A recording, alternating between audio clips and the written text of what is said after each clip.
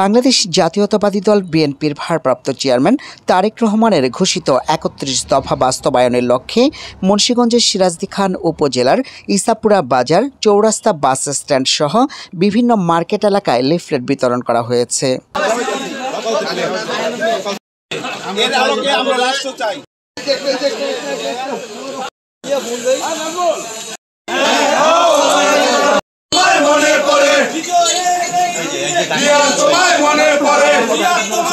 Isapura union BNP ও অঙ্গ সংগঠনের আয়োজনে শুক্রবার সকাল 10টায় নেতাকর্মীরা এই লিফলেট বিতরণ করেন। বাংলাদেশ জাতীয়তাবাদী দল বিএনপি ইসাপুরা ইউনিয়ন শাখার সভাপতি নাজমুল হোসেন ও সাধারণ সম্পাদক মোহাম্মদ নুরুল ইসলামের নেতৃত্বে এ সময় উপস্থিত ছিলেন উপজেলা বিএনপির সহসভাপতি ওয়াহিদুজ্জামান মিলন, সহসভাপতি আব্দুস সাত্তার হাওলাদার, যুগ্ম সাধারণ সম্পাদক মাসুমুর রশিদ, ইসাপুরা ইউনিয়ন বিএনপির সাবেক যুগ্ম সম্পাদক আবু সাইদ হাওলাদার, ইসাপুরা ইউনিয়ন বিএনপির সাংগঠনিক সম্পাদক মিন্টু দেওয়ান, ইসাপুরা ৪ নং ওয়ার্ড বিএনপির সভাপতি আব্দুল জব্বার হাওলাদার, জেলা যুবদল নেতা শামীম কেটু, ইউনিয়ন বিএনপি নেতা মুসলিম উদ্দিন কাজী, মাওলানা ইমরান হোসাইন, উপজেলা যুবদলের যুগ্ম আহ্বায়ক মাকসুদুর রহমান রনি, যুগ্ম আহ্বায়ক আমিন শেখ, সদস্য মেহেদি হাসান হীরা মেম্বার, সদস্য AKM রাতুল।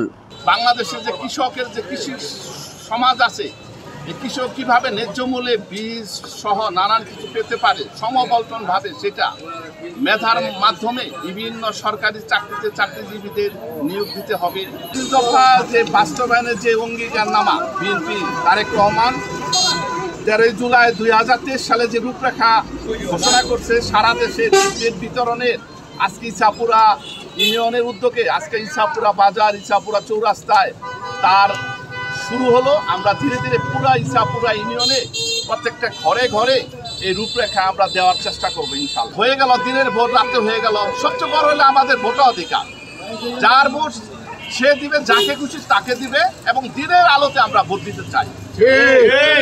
আমরা বিগত দিনে গত 13, 14, 15 বছর ধরে আমরা ভোট কেন্দ্রের আশেপাশে যাইতে পারি না, আমাদের তারায় যা হয়েছে, ভোট দিতে দেয় নাই। এছাড়াও উপস্থিত ছিলেন ইসাপুরা ইউনিয়ন ছাত্রদলের সাবেক সভাপতি মাহবুবুর রহমান টিটু, ইসাপুরা ইউনিয়ন স্বেচ্ছাসেবক দলের আহ্বায়ক মনির হোসেন মনা, ইসাপুরা ইউনিয়ন যুবদল নেতা জসিম চোকদার, হৃদয় সহ বিএনপি, যুবদল, স্বেচ্ছাসেবক দল ও ছাত্রদলের নেতাকর্মীরা উপস্থিত ছিলেন।